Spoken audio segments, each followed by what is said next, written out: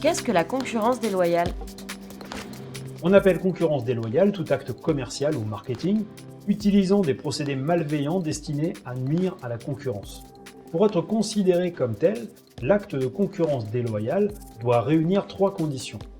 L'acte commis doit être considéré comme une faute, un préjudice réel doit impacter l'entreprise concurrente et un lien de cause à effet doit lier la faute commise et le préjudice observé.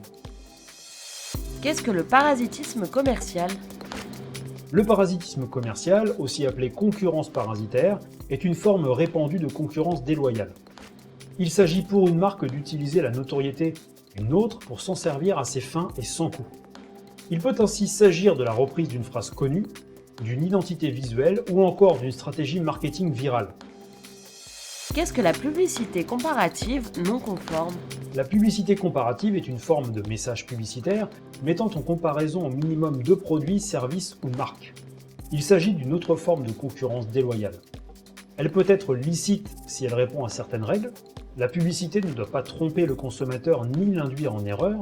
La comparaison doit porter sur 2 éléments de même nature ou valeur et, enfin, les éléments de comparaison doivent porter sur des caractéristiques ayant un intérêt pour le consommateur.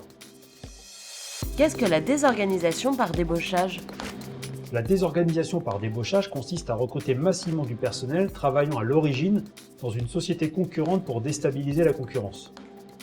Mais pour faire partie de la concurrence déloyale, il faut que l'entreprise accusée débauche les salariés alors qu'ils sont encore en activité. Qu'est-ce que le paracommercialisme? Le paracommercialisme est la création d'une activité commerciale similaire à un modèle préexistant, mais ne respectant pas le cadre légal prévu pour cette activité.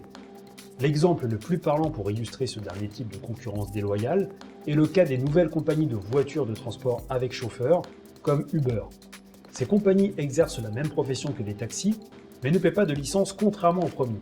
Il s'agit donc d'un cas de paracommercialisme.